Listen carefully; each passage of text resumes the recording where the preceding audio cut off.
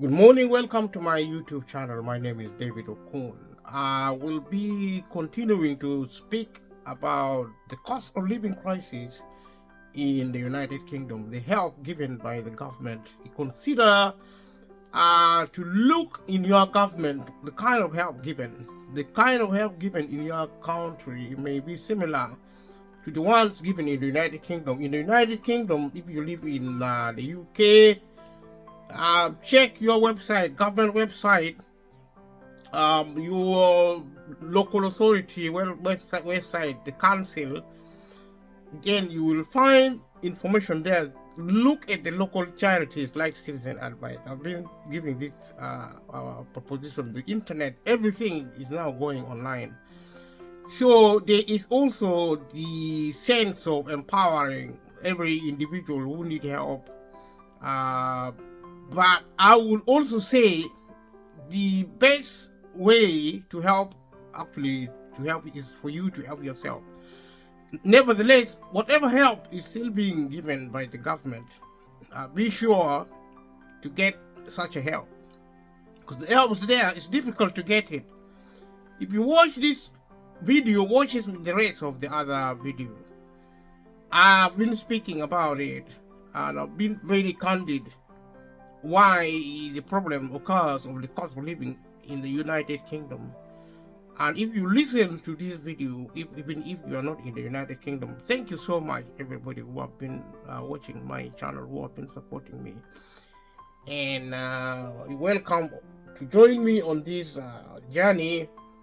We want here, we celebrating the first birthday.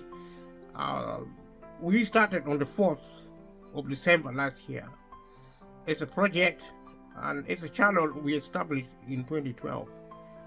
We did not do any work and we started working in December, on the 4th of December.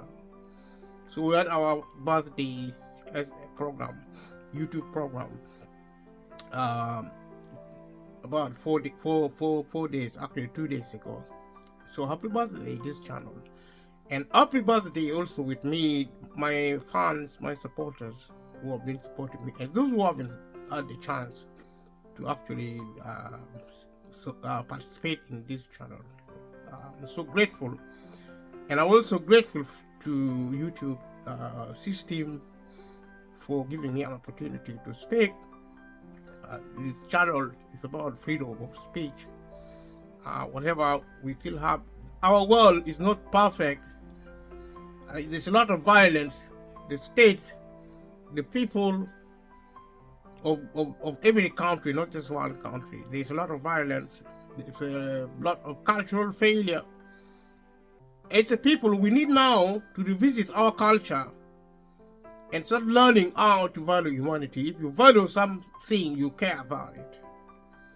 So we, as humanity, we have a major duty of care. Look after ourselves, look after other people, look after our estates, property. It doesn't matter whether you're poor or rich. You can change and bring a difference. You can be a factor of peace or a factor of violence and war. At this time, as I speak, human wrong seems to be winning. But I see it that good will always triumph over evil. If you want to speak, speak. If you want to be quiet, be quiet. No problem. One way or the other, we will get there. The idea of peace and the bringing of peace is an inevitability. We, humanity, have one pathway. We have one pathway, peace, at all costs. Everybody able to contribute in one way or the other, do so. My promise, which isn't promise necessarily, because I've been talking about peace. I've been talking about freedom of speech. I've been using the cost of living crisis is an illustrative topic to discuss the wider issue of policy and politics, issue of capitalism, the market economic system, issues like globalization, national and global security. We've been looking at these factors successfully, and I believe we are actually on the right track, raising this issue because we are the author of our destinies as humanity. If somebody wants to prosecute violence, let them prosecute violence. But let me say this, violence is wrong. We are all violent as humanity. Every one of us, the 4 billion, including children, we are all violent. Because that is what we have been learning for many years as societies. When I talk of violence, when I call for peace, I'm not trying to accuse any one person, because we are all responsible. Some people have more responsibility than others, such as the United Kingdom government, with so much power, and I call upon the UK government to use its power to bring peace. The cost of living is a product of violence, is the evidence that there is no peace on earth, especially in the United Kingdom, but also across the globe, because the cost of living is actually global. And therefore, we cannot sleep and think everything is fine. I know the decades have come and gone. So much has gone wrong. And so much continues to go wrong, but it is our decision to stop and change. Change the way we think, and then change our attitude to humanity in the first instance. That is fundamental. It is important. It's everybody, if you're a child, if you're an adult, you have a duty of care. Everybody must do this. We need to do this. Whatever. You may think it is not your responsibility. If you think it is not your responsibility, okay, that is fine. But if you believe it is your responsibility, then you can keep quiet or speak. Because you see, if you don't say anything, you are also speaking in your own unique way. You don't have to talk the way I'm talking. You can just sit and contemplate, thinking about humanity, thinking about our destiny, thinking about peace. This is what I'm talking about. The cost of living is incidental incidental to what I'm trying to say. People should express themselves, to exercise their freedom to speak. Now, I'm going to turn from this introduction. Subscribe to my channel if you haven't subscribed. Share with family and friends. Thank you everyone who have been subscribing to support this channel. Thank you to everybody who have been sharing, watching, sharing with family and friends, and leaving comments, clicking like, clicking notification bell. Thank you so much. Don't know about you, but I feel so privileged. I will be focusing more on the United Kingdom, the help given by the state to the people of Britain, which I said here and also previously. This is a continuation of the other video. Watch this video, watch the rest as well, and leave a comment below. Say this here, that there is help in the United Kingdom. What happens in the UK is most likely to happen similarly in Europe, America, Asia, and Africa, and the rest of the continents, wherever they are. Whichever country you are, try and go online on the website of your country, the United Kingdom is .gov.uk, the government website, and there are also other websites to do with other big charities, such as the Citizen Advice. You have a duty to look after your life. You have a duty to go to your member of parliament, talk to them if you can. But be warned, because within the local authorities, within the local government, there is a failure of funding. The public sector is closing down.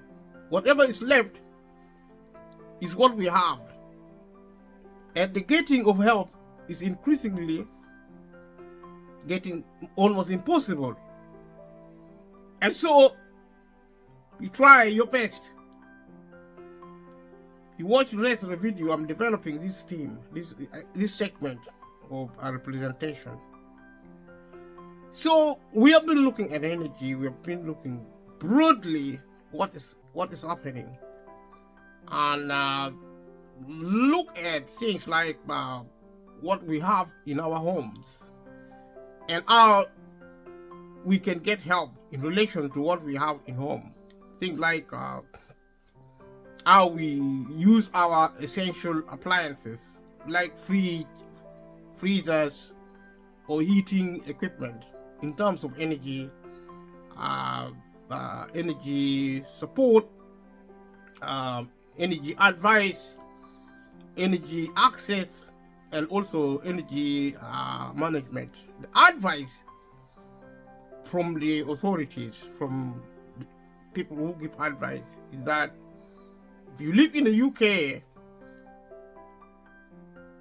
kindly don't stop using this essential, because some people are not using this essential in the United Kingdom. They're not using it because they want to save money, because the cost of heating their home and energy has gone up. People are struggling. The government is trying to help, but the government has made a major mistake by privatizing the public sector. So it doesn't matter how much the British government want to help the people of Britain, it will struggle or it will fail totally. Let us be clear. Privatization is the cause of poverty. The fundamental cause of poverty in Britain is privatization. I've said this before, I will continue to say this going forward, because it is central to anything we do, anything we think, anything we say, including our beliefs. Politically, it is a big mistake that politicians have chosen to play games with the lives of the British people, privatizing the economy. Privatization is evil in the sense that it takes wealth away from the many, concentrates this wealth in the hands of the few. If it was not so, privatization would have been blameless. In other words, it is the people managing the economy using privatization violently. These are the ones in power who are the most responsible. We, the rest of the country, are also responsible, because we have also learned the manners of the state. Culturally, we have become bankrupt. We call each other strangers. I have repeated this point over and over. I want you to listen and remember, it doesn't matter. I only want one person to understand what I'm saying, then that is enough, because there is hope. If somebody else think the way I think, there is always hope. 2 or more people can make a difference, other than talking to myself and believing alone. I believe in humanity. I believe in change. I believe we can choose to do wrong. We can also choose to do right. arguing that let us choose to do right. It may mean a lot what I'm saying, or it may mean nothing. It doesn't matter. As long as I say it, I have actually achieved my goal. And that is my idea of success. Because I spoke what I intend to speak. If you want to speak, speak. If not, then just do what you have to do. I'm so grateful for this opportunity to speak out what I strongly believe in. So we continue to look at the condition of the household in the United Kingdom, the ordinary people of this country, who are suffering poverty. And the reason they're suffering poverty, the main reason they're suffering poverty, because of capitalism, extreme form of capitalism, which involve excessive approach to privatization, to the extent that the government can no longer help people. What the government needs to do now is to increase the level of benefit for up to at least £30 an hour. And that's the same for minimum wage in employment, because these are the primary sources of income in the United Kingdom: employment and benefit. Self-employment for the small and medium businesses are also important. The government should help small and medium businesses with grants, like now. And this is, if the government has nothing else to speak about in regard to the cost of living crisis, it should only talk about what I just said: increase the income, maximize the income of the people of Britain, the majority of the population, 90%, who are actually working classes. In the middle, even if they are self-employed, the small and medium businesses, these should be supported with grants, because they are closing down because of the crisis of the cost of living in the first place, COVID-19. You could mention the war in Ukraine separately. You could also mention other crises. There are no shortages of crises in modern society. The primary function of the government is to intervene during crisis, economically, in terms of, because you see, the public sector also provides national security: the military, the police, prison, and all the emergency facility, ambulance, fire, prison facility, and all the security infrastructure, national, physical, cyber, you name it. These are actually supported integratedly by the government using the public sector. The argument is fixed. There may be variation, in my opinion. If the government wants privatization, it should privatize part of the economy to provide for the super rich. For the rest of the world, there should be a public business. You see, the economy should be renationalized to be run as public sector. It can run efficiently because of technology, because of knowledge, because of the resources. We have a lot of infrastructure, training facilities. Britain is a world leader in everything, technical support, financial expertise, technology, engineering, all the resources, customer service. If it's good enough for the private sector, it's good enough for the public sector. The public sector and the private sector are the same. The difference between the public sector and the private sector is that the public sector are there to provide welfare, to get ordinary people who cannot get rich because of the economic system, which is actually designed for purposes of rule.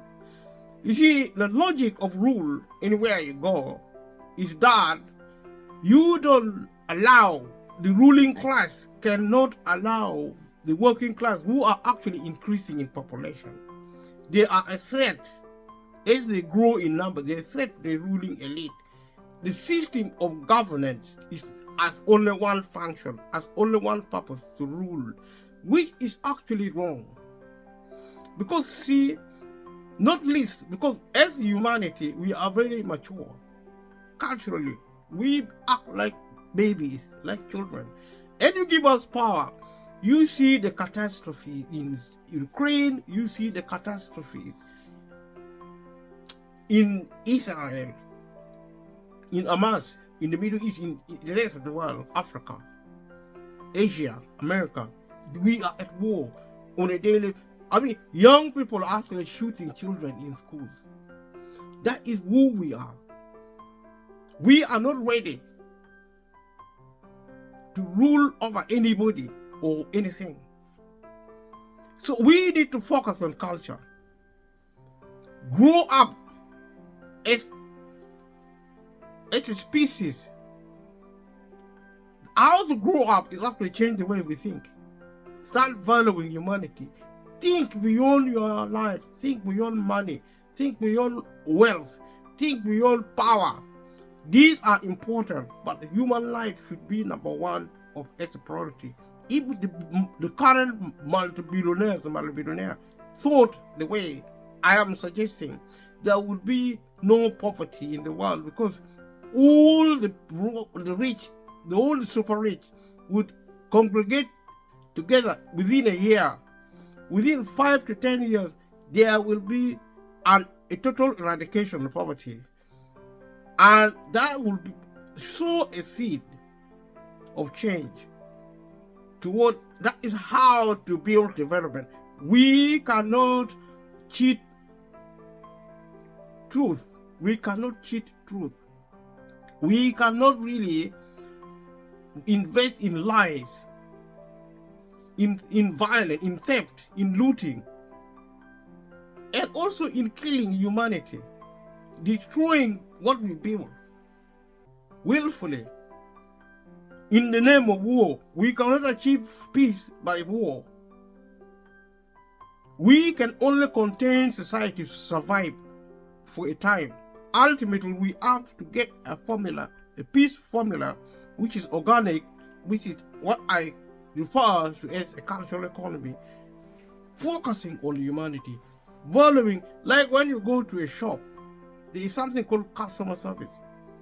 If you go to the hospital, if you go to any service sectoral infrastructure, there is a concept, there's a principle of focusing on the customer.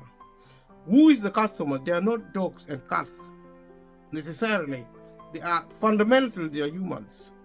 So if we could understand the value of humanity without even associating it with money or with business or without even seeing them as customers, seeing them as humans, the source of our peace, the source of our joy and happiness. Because life without happiness is miserable. Rich people are committing suicide. Multi-billionaires are killing themselves to try and save their wealth. Wealth to them has become more important than their lives. This cannot carry on. If you are the prime minister, if you are the president, minister, if you are a multi-millionaire, we are humans. We have to say yes to peace and no to war. We chose war to bring peace. It has failed. We now have to take the bull by the horn and use peace to bring peace. And that's what I'm trying to talk about. When I talk about the cost of living crisis, I'm talking about peace. When I talk about help given to the households in the United Kingdom, talking about peace. And so let us go back to where we began, talking about the available help, taking you step by step. Every time I make a promise, I can't help myself having to look at the government, because the government is responsible for the wider issues and the micro ones. So I'm looking at now. So the advice given by organization, by the government of the United Kingdom to the British people in relation to the cost of living, among other advice and support, is if you are at home and you have things like freezers, fridges, or eating, keep them on. Keep them on. I know it is hard. I know people are now,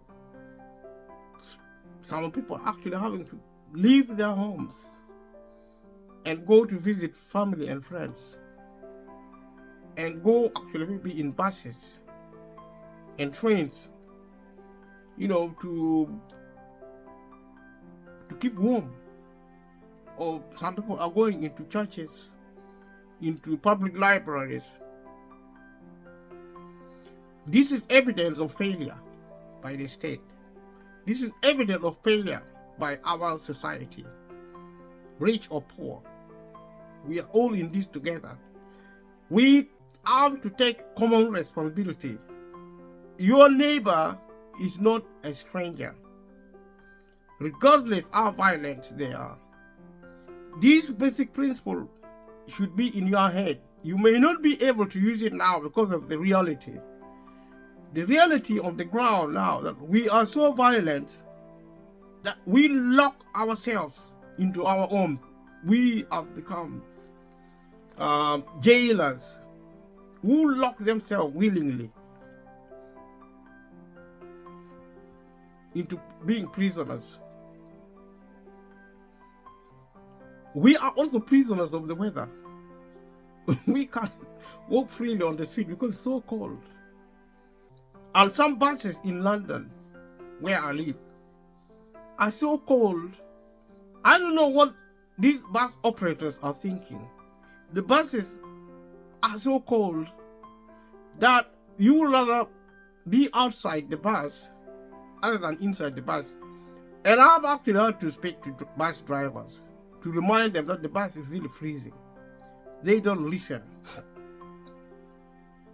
For some reason, either the buses are actually faulty, because these are brand new buses. They were launched this year. They are on my route here. And these are actually horrible buses. I don't know where they got the buses from. And either they should remove the buses off the street because they are so cold. And some people are going to freeze to death in these buses. And there are also other problems with these buses. I can sit here and talk about all the problems, all the chaos with the public sector, with the public service, created by politicians because they are in power. It is inevitable. We elect these people, put them in power. They are responsible. We are responsible, but they are more responsible in the United Kingdom, across the globe. So, you living in the United Kingdom, you live in a home, in a house. So look after that house. Some of these houses are given to you by the government. So they're called social housing. I'll be talking about housing going forward. The dynamics within the housing sector. The public, the private, and all the other category of housing accessibility, and also, sense of occupancy, something called housing status, which is really complex. And it is complex because the government created the complexity. I don't know why, but I can only be suspicious that because of privatization, it creates a lot of confusion. Housing is one of the most complex infrastructures in the United Kingdom. I don't know how many housing statuses are there. They're just like a nightmare. And the same with employment. If you go to healthcare, you find complexity. These are actually the situation. And it is caused by violence. It is caused by dictatorship of capitalism. We have changed democracy into despotism. We think we are democratic, we are deluded. You can't be democratic and be poor if you are in Britain, if you are in the United Kingdom. United Kingdom is the 6th richest country in the world. The same with India. Looking at India is so far now the 5th richest country in the world. Is there poverty in India? Yes, because of inequalities. Because the class system in Britain, in America, across the globe, even in Africa, there is a class system. The free and the slave. The many being slave, the few being the free. But you see, these are false economies. Because you see, you live in, we are humans, whether you are free or slaves. Call ourselves citizens. Slaves and free are both citizens. That means we have something in common. We suffer together. That's why rich people are extremely sad. Why are you sad? You are so rich. Poor people are so sad. We used to associate sadness with poverty. But sometimes some poor people are actually happier because they have less worries.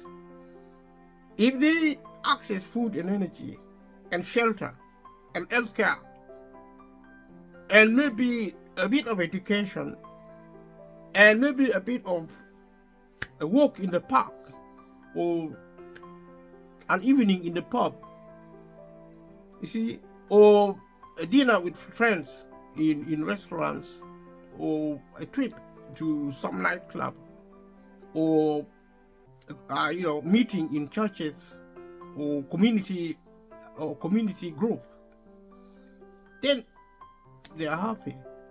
Because people make people happy. I mean, you cannot be happy without a friend. You cannot have friends unless you respect people. You don't make friends if you don't respect. Somebody is your friend because you respect them. You respect them because you value them. And that is what I'm talking about.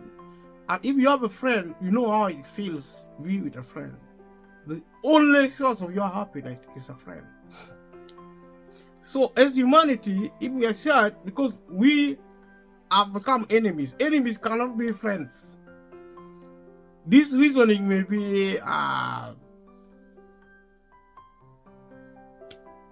simplistic in appearance, but they're fundamentally accurate. They're the truth.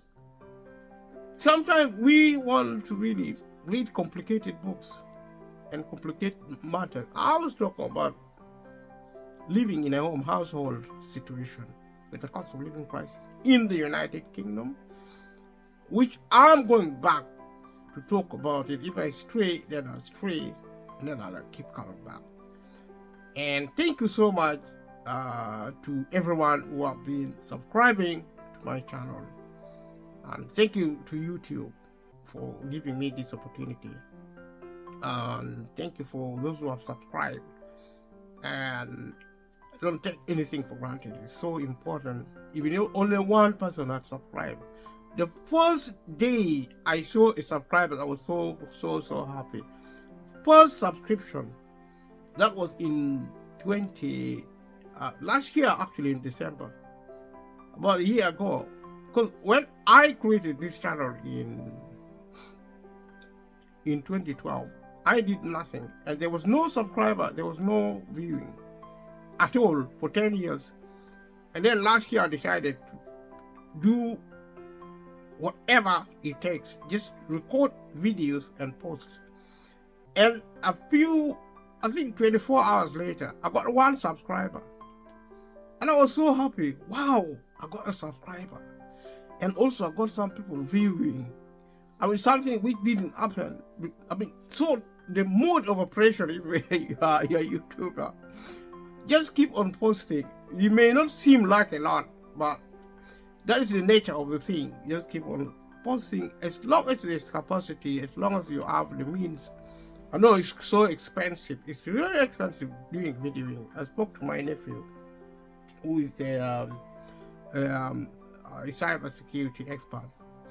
I was actually sending him to open a YouTube channel because he has more resources than me.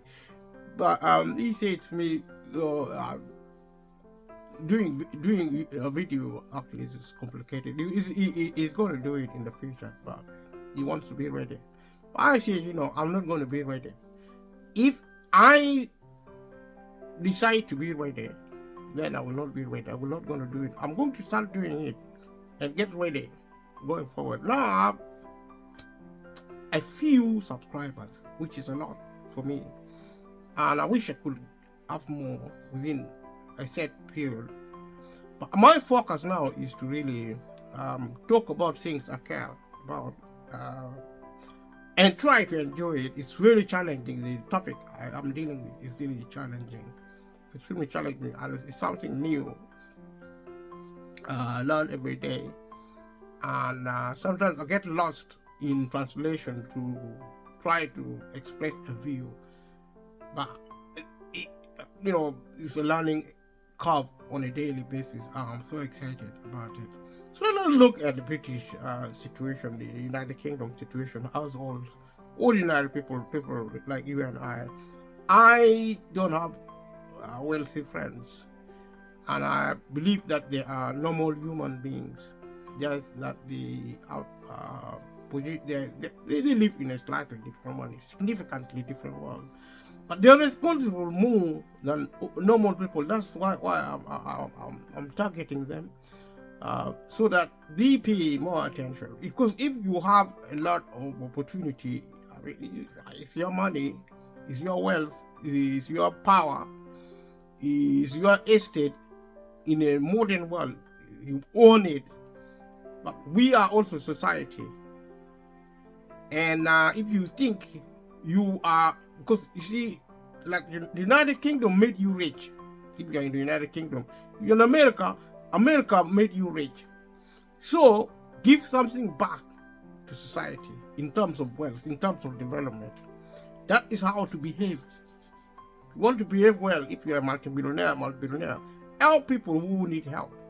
Work with the government. Stop being nasty to people who need help. It's a very human way to behave. But that's on the side of development. It's easier to address the issue of development than culture. I've been talking about both development and culture as factors of progress. And culture is more complicated because you have to change the way you think. It's a fundamental situation in terms of transformation, in terms of change. Change the way you think by way of prioritizing humanity. That is the beginning. Humans first. Human is the most valuable thing, entity ever. When you begin to do that, then you begin to change your attitude to people. I mean, this is actually something everybody should actually begin to do. Children, adults, men, women, rich, poor, old, young, everybody, black, white, whatever faith you may be or you may not be, it is your responsibility, your cultural responsibility to value humanity as a priority. I have said this thing more than I need to say, but I think it is my opportunity to say it. So we are looking at the United Kingdom. We are looking at the households in the United Kingdom.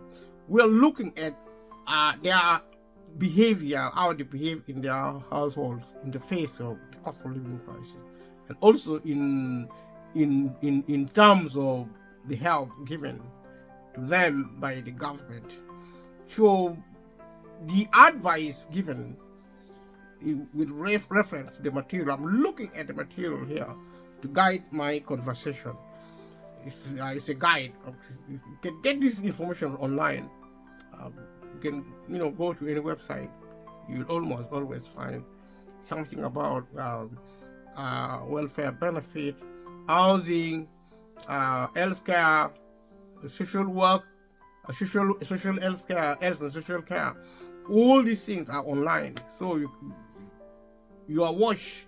We are washed with information. You can always read about anything online. If you don't know how to use the internet, then get help from the DWP. And if you have money, enroll online and do learn how to, especially people who are more elderly. It's your responsibility. It's your contribution to society. You may not see it that way, but that is what it is. You don't stop learning, even if you're 100 years, even if you're 200 years, if you're lucky enough to live that long. It's kind of learning, kind of living. And who knows, you may be the one to start bringing the change we need. So we're looking at the United Kingdom, we're looking at the households, their status, their condition, ordinary household, people who need help from the government. I've already said, of the government of the United Kingdom to increase the level of minimum wage, to give grants to small and medium businesses who are struggling, get them out of poverty. Also, increase the level of benefit in such a way as, if they are advisors, they should advise you to increase the level of pay, the level of minimum wage, the level of living wage, call it whatever you want to call it, the level of benefit, and that will be enough. If there is information within the local authorities, then if you want to put it as a condition of getting this support, then things like debt training, money management,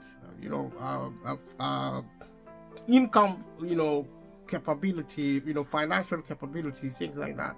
All these things can be done, and it is being done. There are a lot of organizations providing this support right now for clients. They need help from the government. This organization need to be funded without any reservation. This is what the government should do. Ask the money from the rich. Ask them to give money to specific organization. Change the way you do things. Stop too much politics is going to kill politicians and the British people and the people of America, the people of Asia, people of Africa. Too much politics is going to kill some people. Stop and change the way you play politics. Produce policies which actually contains a lot of sanity in it. There's so much insanity produced by poor ideology and let's say, broken politics, to put it mildly. You know what I'm talking about. If you're a politician, you know yourself. And so we're coming back to the household situation. You have things in your houses.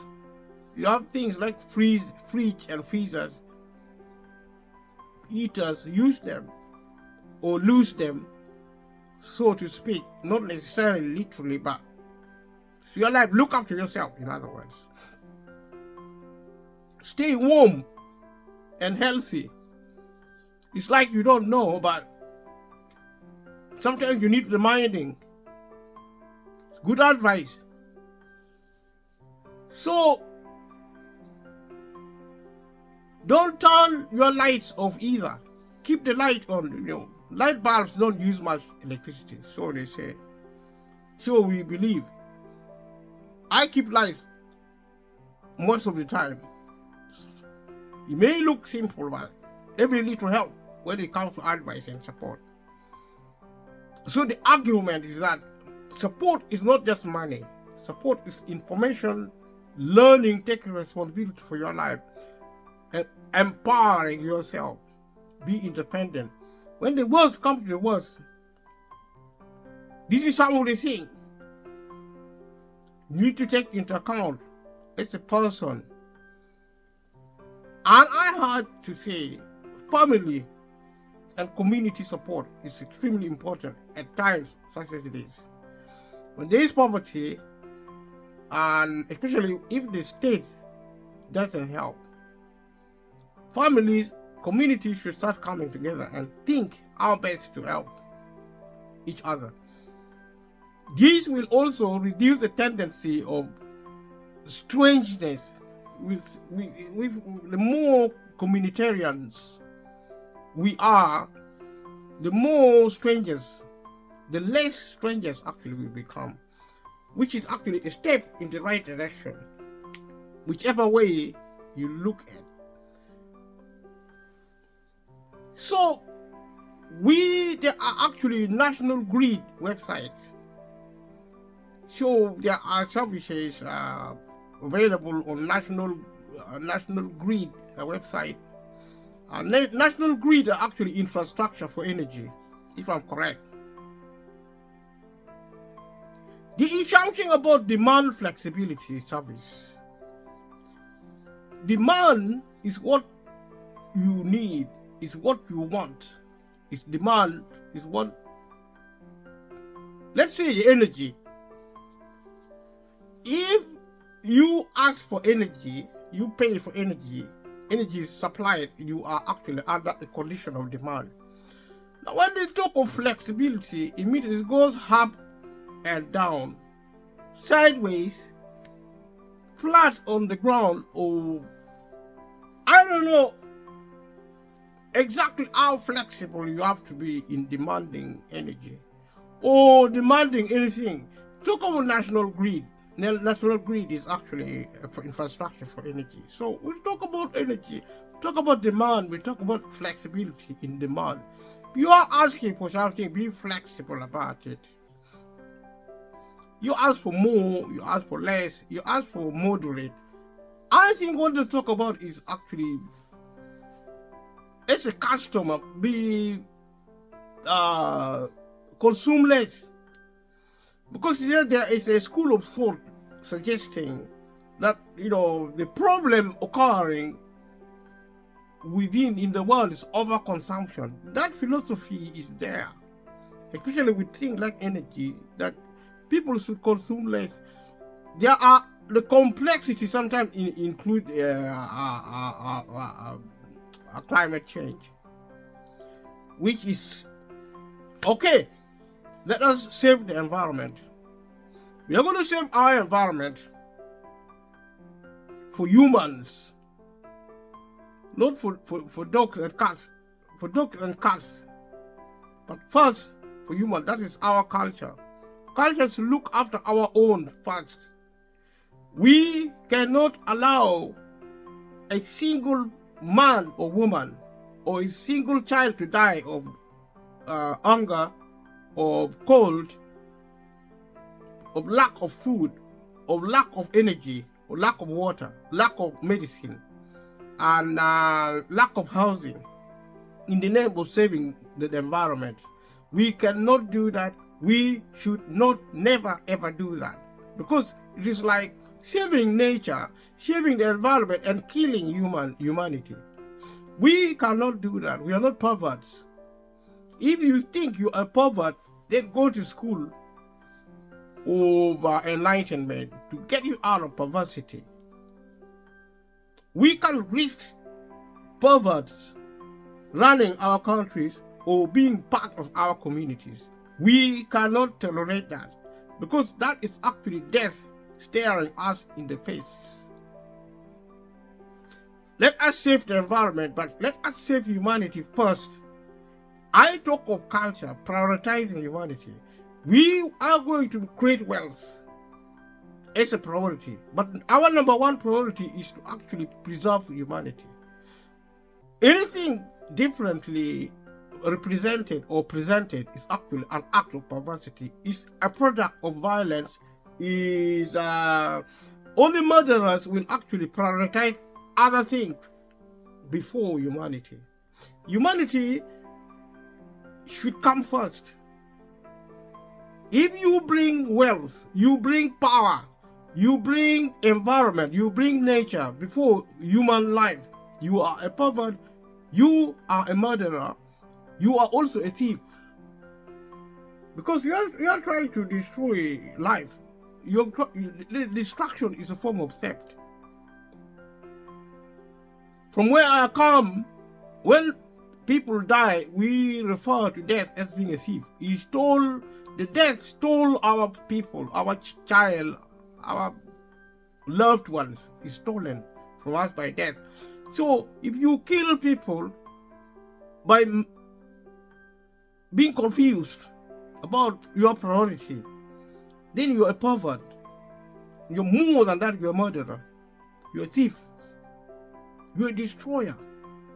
Perhaps there is a lot of wars going on around the world today because of our distorted prioritization. So when we come back to look at Britain, the United Kingdom, and we look at the condition of a household and the information we get from resources online or offline, or wherever you get information, you go and get it. Support in terms of money, support in kind, information, advice, sometimes education, training. Do what you have to do to improve yourself. Use adversity, which is actually part and parcel of life, to your advantage. To add value onto your life. So we talk about a service, demand flexibility service, which is a really cool sort of facility, if I would call it that. Definitional, infrastructural facility, demand flexibility service. This is actually a concept written on the National Grid website. Go on the National Grid website and read about, find out more about demand flexibility service.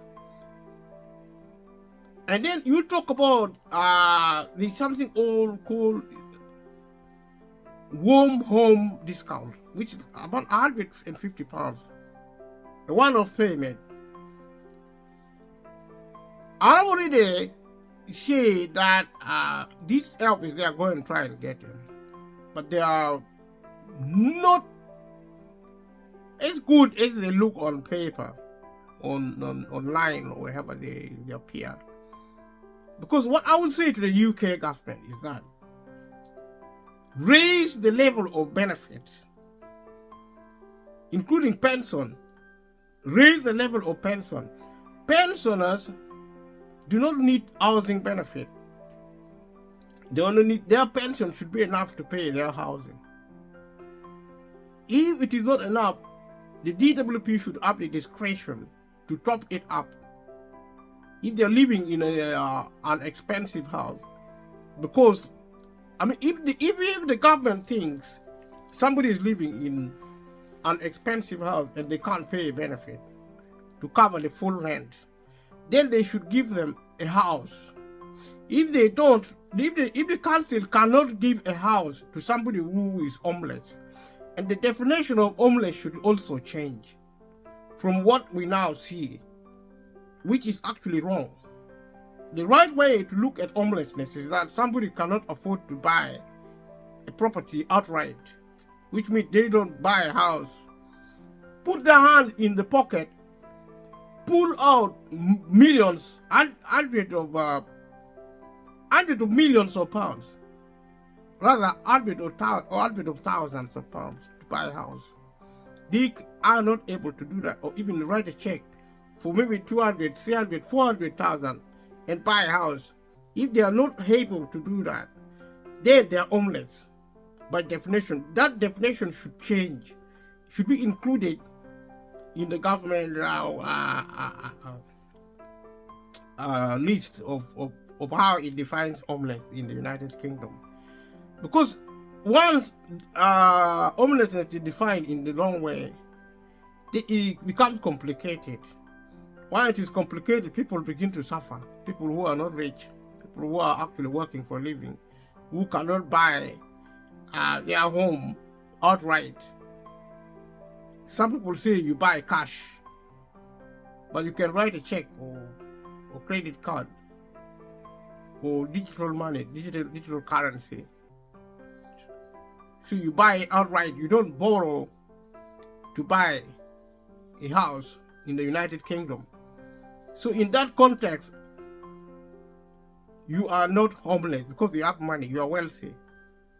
Wealthy people do not suffer from homelessness. Anything outside, anything less than that is to be classed as homelessness.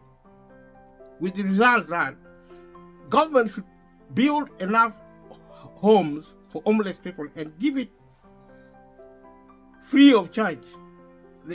The government cannot build home for homeless people and charge them rent or council tax. Council tax should not be charged. Rent should not be charged. To people who are homeless, within the definition are provided. And energy, electricity, and water should not be charged. If the government is allowing private companies to charge that, the government should pay extra money specifically to cover that as benefit or grant, direct into the bank account of these residents or individuals who are actually poor. And that's also how to define poverty, because if you cannot buy a property outright, you are poor and homeless, and you also need help from the government or in terms of health care. That is how to remove the British people from poverty. If you don't do what I said, nobody is going to get out of poverty, and there will be no peace for the wicked in the United Kingdom. And because this will eradicate the idea, because there is money in Britain. It's just the question is, where is it? The answer is with the rich, with the super rich. If the government doesn't have it, the super rich will have it. If the super rich doesn't have it, means the government has it. One way or the other, there is money. So the government, if it doesn't have money in the treasury, because we don't know what is in the treasury, if it doesn't have money, you should go to rich people in the United Kingdom and get money. Ask them to nicely ask them to give to the government. The government should ring fence that money given to them by the super rich.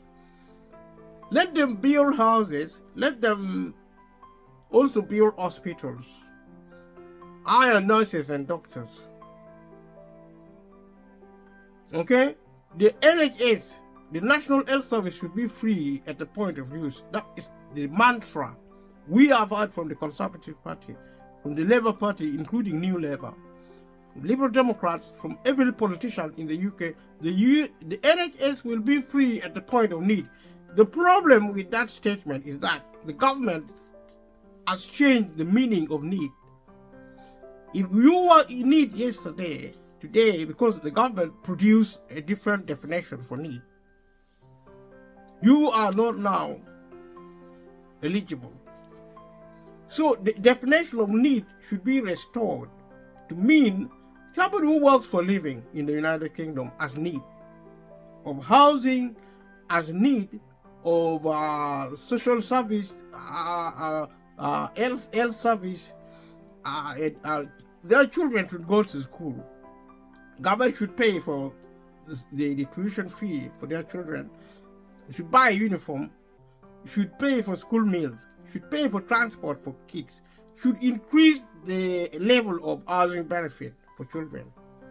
And if there is child tax credit, or if within universal credit, the child element, the level should go up.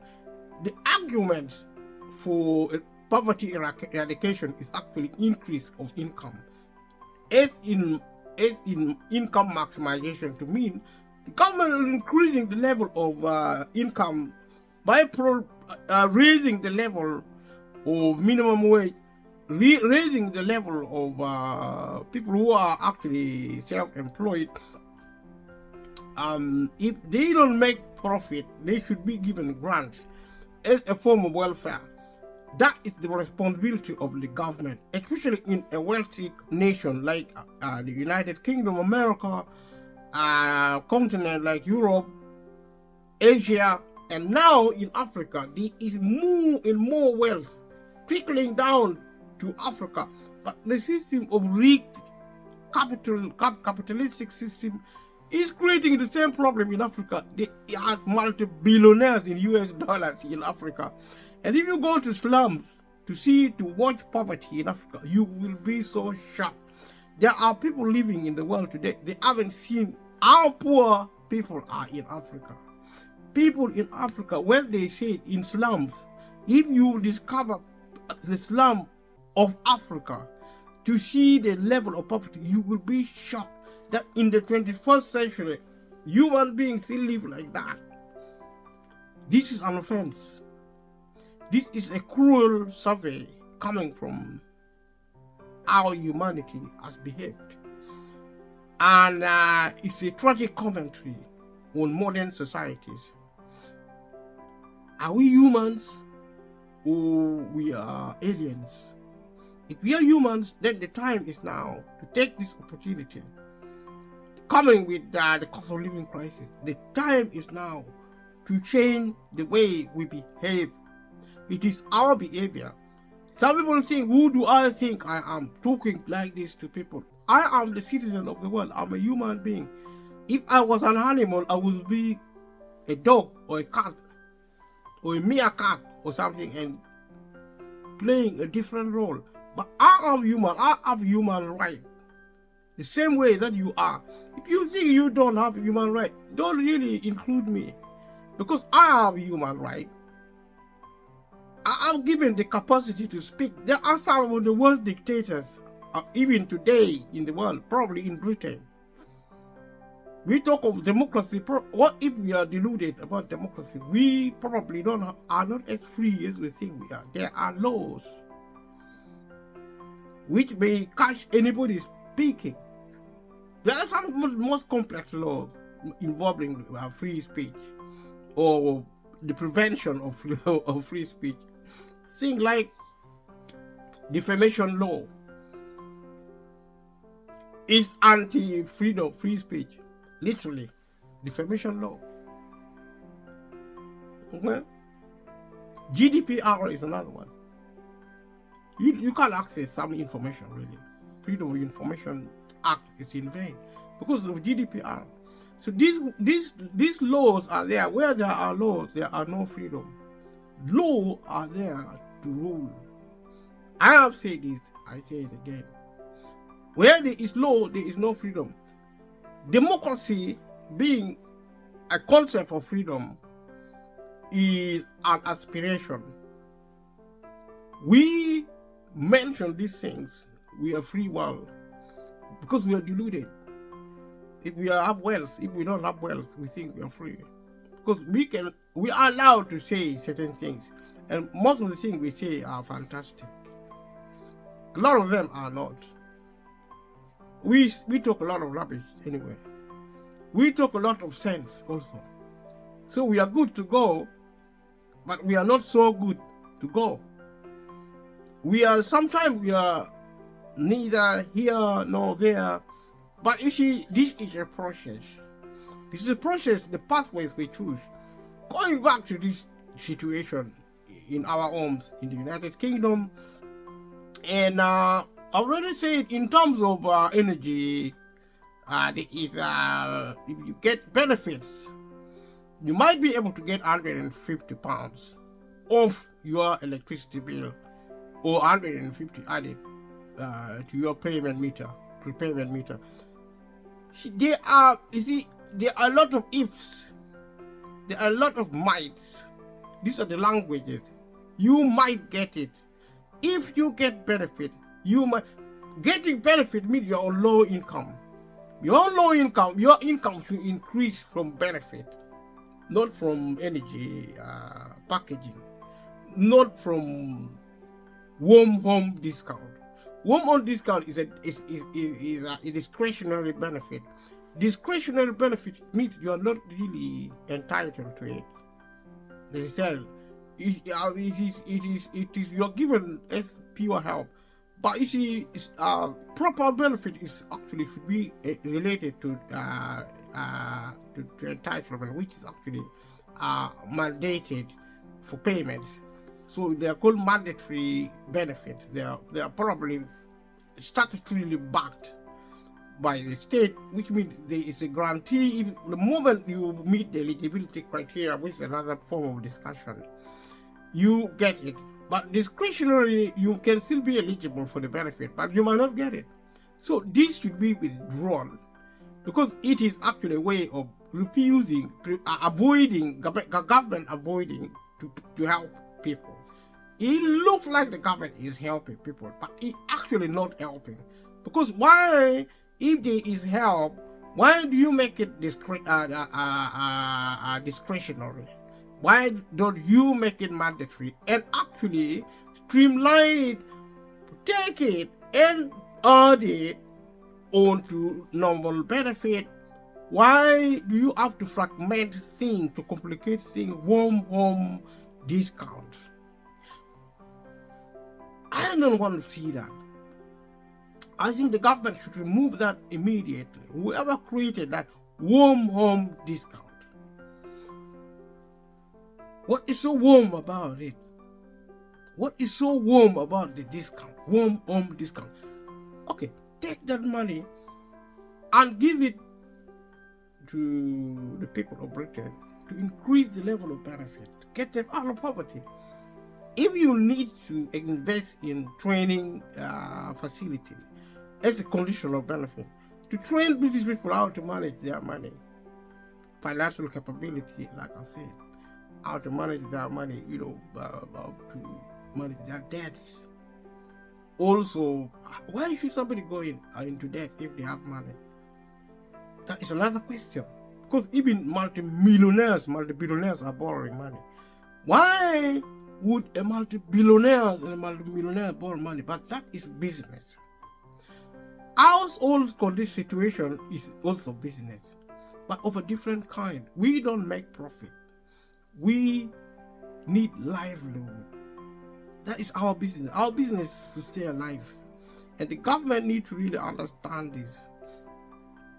Outside politics, because politics blind. I mean, it's like power corrupt, and absolute power corrupt, absolutely. I mean, if politicians sometimes get blinded by political necessity, that's understandable. But there comes a time when we need to really stop and say enough is enough. Let us bring changes. Warm home discount is an example of financial treachery in terms of support. Should be removed, should be added to benefit, to increase the level of benefit. And if the government increases the level of benefit and people still suffer, let them suffer. Because even if you give them £150, you see, you take it off their electricity bill, that is fine. And it's a one-off payment, and you might not even get it, and there is no reason for it. And from my experience, you go and try to get help, like such as it is from the energy company. Normally, the energy company are the ones giving it. They send you to debt advisor. They send you here. They send you there. They give you complicated form. They make demands. It's not as straightforward as this. Although, right now, because it's only £150, warm home discount. It's a form of benefit. One of the criteria to be on benefit, because if you're on benefit, it's like a passport benefit to other benefits. It means that you are actually on low income, which is understandable. Nobody should be on low income in this country, especially if they're on benefit. Benefit should lift them, because you're on low income, definitionally you're poor. So poverty should be eradicated from Britain in the first place. If you want to give warm home discount, give it when people are already out of poverty, so that we can change the nature of discussion. The way we are going, discussing this infrastructure, this kind of help, is going in cycle. Because the British people are still in poverty, they are languishing in poverty. whether they work, whether they are out of work, whether they are retired, every British citizen, depending on state benefit and nothing else, is more likely than not to retire into poverty. And the pension system is so broken, it's so disintegrated. We have work pension, occupational pension. We have pension credit, which is if you didn't work to pay enough national insurance, you're given when you retire. I think to the age, if you are reach the age of 65, I think it's 66, you get state pension. Pension credit if you didn't. Because you see, there's a lady, I think, if I'm correct, the former Prime Minister Theresa May, I think in 2019, she changed the policy on pension. I don't know which planet the Conservative Party come from. I sometimes think the Conservative Party are actually full of aliens. Why did she change the pension policy? No reason at all, except to avoid helping the poor by implementing the public service. I think that is the only reason. That's why all these benefits are so complex. Today, when you retire, you should have worked for 10 years in the United Kingdom to get state pension. Otherwise, you get zero. This should change. The next government coming into power, if they feel life left in politicians, in the United Kingdom, if they still have life left into them, the pension should be reformed. If you work for a day, for an hour, if it is conditional upon work, then you should get state pension. Ideally, anybody living in this country, when they retire, they should get state pension, whether they worked or not. The level should be enough. If we have the minimum should be at least something like between 20 and 30,000 pounds per annum. State pension, along with all the benefit system. Because Britain is a rich country. And Britain should be seen or actually abuse its citizens financially. There are rich people who should now be funding charities, specifically to pay for pension, to pay for benefit. Sickness benefit, people who are sick should not be forced into work, like the current Conservative government is doing. The current Conservative government is now forcing sick people into work. The doctor says they are sick, they cannot work. The DWP, which is a government department, is forcing sick people into work because the minister, including even the Prime Minister of Britain, is saying sick people should not be treated well. They should be working. How can a sick person, Prime Minister Boris Johnson got COVID-19. He was in intensive care. So Conservative Prime Minister, nobody asked him to work. Why do you abuse poor people? Asking them to work. What for? There is money, there is wealth. In Britain, give people benefit, and sickness benefit should be removed entirely. There should be only one benefit. If it is income support, if it is universal credit, it doesn't matter. The fragmenting, maybe child benefit should remain and pension.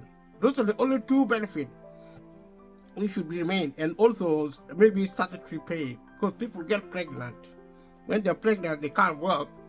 I would say if you're pregnant or not, if you're pregnant, you get benefit. You live. Why should employers be paying benefit to people? It's a form of madness. Stop asking employers to pay any benefit, statutory sick pay, maternity pay, all this rubbish. Just shut it down. Pay state benefit when a mother is pregnant on the first, as soon as she leaves work. The idea of if you look at the rules on maternity pay, for example, or even statutory sick pay, it's complex. Simplify these rules. You are sick. you get paid benefit. You don't get any sickness, statutory sick pay. Stop that. Just release the employers. Most of these people are small and medium businesses. You should be giving them grants if they don't perform well. I mean, if they get profit, the level is actually less than 30,000 pounds in net profit per annum. If it is less than that, you have to top it up with grant, with benefit. These are small and medium businesses because they are poor. This is about poverty. Cost of living crisis is about poverty. I will be saying this over and over and over again. If I get creative, if I get into a group, I will probably compose a song about poverty, about the cost of living, so that we begin to sing it together, including some of the ministers, or some of the politicians, or some of the millionaires and the billionaires can join us to sing about the cost of living crisis. We can sing about the cost of living crisis, and can also sing about poverty in the UK. We can sing about potential riches of the UK, how rich the United Kingdom is, how poor the United Kingdom is, how uncool the cost of living crisis is. You know, I know the cost of living has created a lot of problems, but that is the nature of market. See, because it depends on supply and demand. I mean, if the supply of energy is disrupted, the energy prices goes up. That is the nature of the market. That is why the government is there to intervene, to mitigate the impact. Thank you for watching this video, and we're going to stop and benefit known as warm home discount, which is actually £150, which can be payable. It's a one-off, and you'll get the payment by the end of March 2024. If you haven't got it, I don't think I got it really. Well, if you are on benefit, you can get it. But the thing with benefit is that if you have saving of £6,000 in the United Kingdom, you can get the full benefit. So if you lose your job and you are, because some people have saving, they don't claim benefit. Go and claim benefit. Go and claim universal credit, because they have to pay rent. They have to pay your living costs, buy food, buy energy. So benefit is really important in the United Kingdom. And a lot of people don't realize that if you lose your job and you don't have any savings, if you have saving up to £6,000, you get the full benefit and cover housing, to cover council tax, to cover living allowance. Living allowance including buying food, transport. You get free medication also, because the main benefit is actually passport to other benefits. So it's really important if you lose your job. But even if you are working these days, if your income is low and your saving is also 6,000, if you get maybe universal credit and then it is lower than the law say you should have in benefit, then you can claim benefit even if you are working. Even if you are working full time, it's most likely you're not going to get it, because there's a minimum wage rule. It's measured, it's actually calculated in line with the minimum wage. But sometimes people, for one reason or another, even if they are working full time, they may be working a 0-hour contract, or maybe they are working part-time, flexible. Sometimes they work full time, sometimes they work part-time. Their income fluctuates, so you keep putting that information into your universal credit journal. You have to report those changes, because sometimes your benefit can go up or down. So this is the system. It looks like there's nothing wrong with the system per se. The only thing wrong with benefit is the level is low, and that is it. And also, condition of accessing benefit is ridiculously unreasonable, because you see, if you want to help people, help them. And the argument, any argument that there is a fraud, invest in fraud, in prevention. Do not penalize innocent people, because some people are playing fraud. You don't prevent people from accessing benefit because a few rotten apples are actually playing fraud with the system. You employ fraud managers. You invest more money in the system, and this is the kind of excuse which is actually annoying. The government think the British people are so dumb. You don't accuse people that they have because of fraud. So when you go to the DWP, you are interrogated as if you're a thief. You are not a thief. Well, there are frauds. People have been playing the system. So the government should invest more in staffing, in the system, computer technology, to try and catch fraudsters. You don't just punish other people. You don't slaughter millions or even billions of people because some 1 million people committed murder. You don't go about killing people on the street. You behave like African dictators who massacre people, like, I mean, maybe dictators wherever they are. Because somebody shot somebody somewhere. You go and kill thousands of people because 2 or 3 people committed crime. That's what's happening with the DWP, with the benefit system in the United Kingdom. It's really no-brainer. I know there are people who have developed certain hatred for socialism, and everything to do with the public sector is socialism. And they are so upset with this. These people are so sick that they can do anything to destroy the public sector. And they have, actually, in the name of, this is socialism. We are capitalists. They even have different colors. Socialists are red. Capitalists are blue. And in the process, people are dying because of political violence, insanity. There is nothing like socialism in life. There is nothing like capitalism. There is just us and our world, our government. Please, do not destroy the public sector and start bringing all sorts of ridiculousness in the United Kingdom, in Europe, in America. It's like, are we on drugs or something? Is it a political ideology? What is, I mean, are we drunk? Or what? I mean, what has the world got to do with socialism or capitalism? People are really dying, killing each other, war in Ukraine. Now, you have wars in the Middle East. What for? Can we live peacefully? Yes, we can. And yes, we will. Thank you for watching my video. I will next time come and talk again about this exciting topic. Subscribe to this channel if you haven't subscribed. Leave a notification bell. Click notification bell. Leave a comment below. Click like. Share with family and friends. Thank you so much. See you in the next one. Bye bye.